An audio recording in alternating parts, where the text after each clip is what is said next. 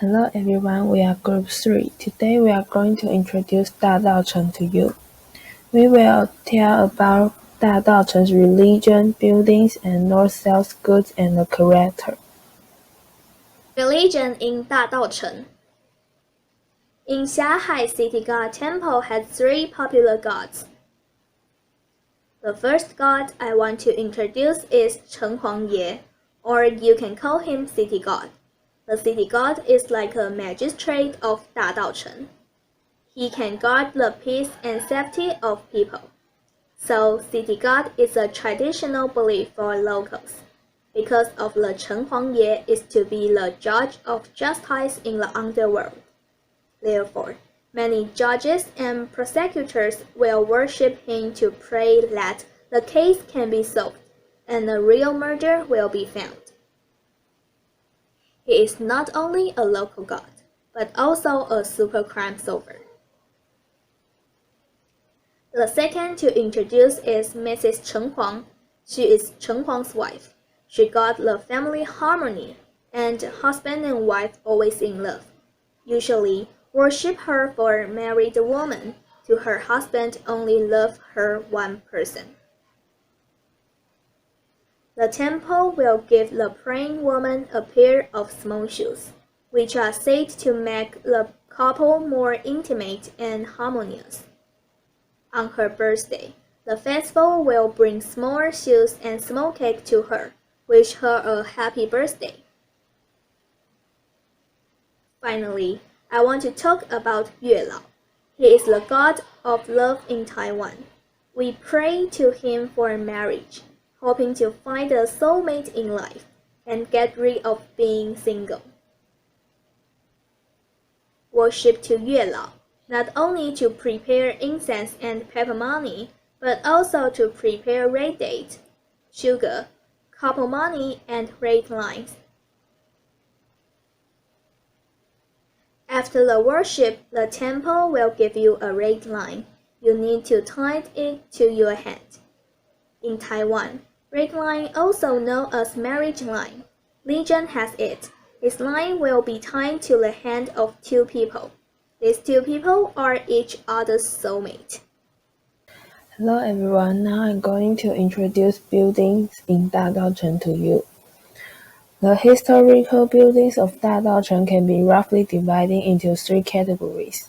The first one is Mingnan style. It mainly distributed in North Dihua Street. It is the oldest Zhangquan building, simple style less embellished decoration, mostly single-story buildings, with tail-covered pitch roof gym version of doors and windows as the main feature. The second one is imitation Baroque style. European-style Baroque architecture was popular in the 17th century, introduced to Taiwan from Japan, and mostly distributed in Dihua Street, Middle Street. The architectural feature is the magnificent three-dimensional sculpture facade. The materials are made of red bricks and white stones, and exquisite and magnificent gables, flowers, and other patterns are peeled up. The third one is modernist style, the most common architectural style on Dihua Street, emphasizing the expression of horizontal lines and the balance of proportions.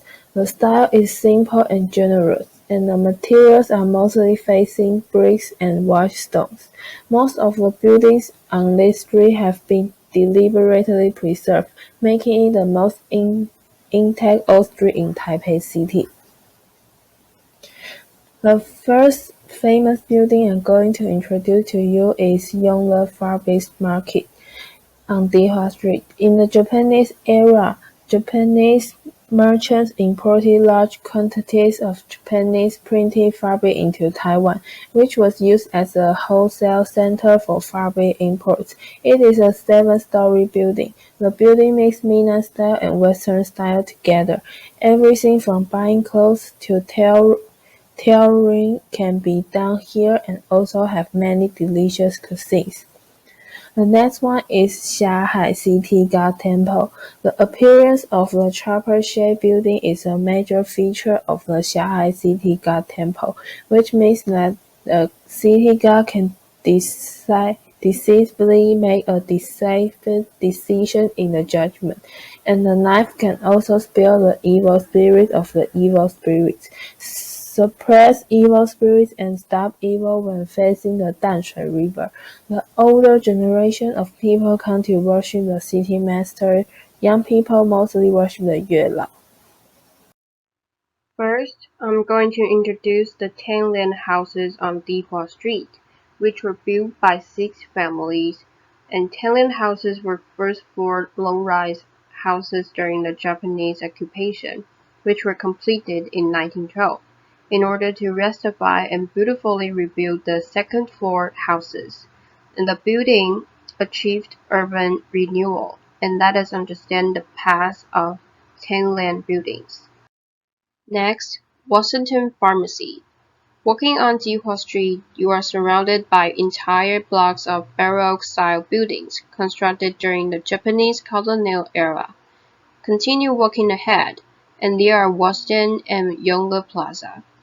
Washington is a historic site, renovated to become a tea house and coffee shop. The first floor displays artifacts available for purchase. It's just like the place where the hipster goes. Another is Xingye House. This ancient house was completed in 1922. Can be called the most magnificent architectural representative of the Dadaochen. Baroque buildings were very popular then. The top floor is also equipped with pools, fake mountains, and other garden scenery. Yejingchu died young. Children scattered abroad. The Taipei government converted it into a new one. Floor 1 to 3 floor facade are Asian buildings, and it is covered by red bricks and stone, and the structure is Baroque style. The last one is Jardin Materia Medica. It's a company that sells traditional Chinese medicine. The building is modernist style. It is connected by 2 shophouses built during the Japanese occupation period. The outer wall should be made of light yellow, corrugated tiles made by Beito Clean. The windows on the second and third floors are all equipped with cast iron railings, which are clean and tidy, replacing the early form of flower stands. Hi everyone, I'm Nemo. Today I will introduce the northern and southern goods. In the past, goods that came by sea had to pass through Dadaochen Raft, high-end dry goods from north to south, tea directly delivered from the origin, and real Chinese medicinal materials were sent from the back door to the front door, and then transferred from Dihuajie to all parts of the province. Dihuajie was once a provincial goods distribution center, and also the largest commodity trading center in northern Taiwan. Dating back to the merchant of Manqing era, mostly through the trade association way in the south and north suburbs, to buy and sell. The goods are generally known as north-south goods. A wide variety of goods which are well known are dry goods, but dry goods are only a kind of north-south goods does not mean that north-south goods must refer to dry goods. Ancient north-south goods. Due to the inconvenience of transportation in ancient time and the rarer items, such as northern ginseng, southern silk, or herbs, clothes and other more precious items, the price is very high. Today north-south goods are gold needle, mushroom, dry mussel, ginseng, rice cake, and so on. Not only edible, but also can be used to worship gods. Approximately on the ancestor of the New Year's food festival, can often be seen in the New Year's Eve shopping street in many north-south goods stores. I'm going to tell you the famous people in Dadaochen. The first person is Li Lingqiu. He is one of Taiwan's popular songs and important characters. His masterpiece was finished at his 25 years old called Wang Chunfeng. Why is he so famous? Because his songs can express the beauty of Taiwanese, and it can also take into account the acceptance of the general public.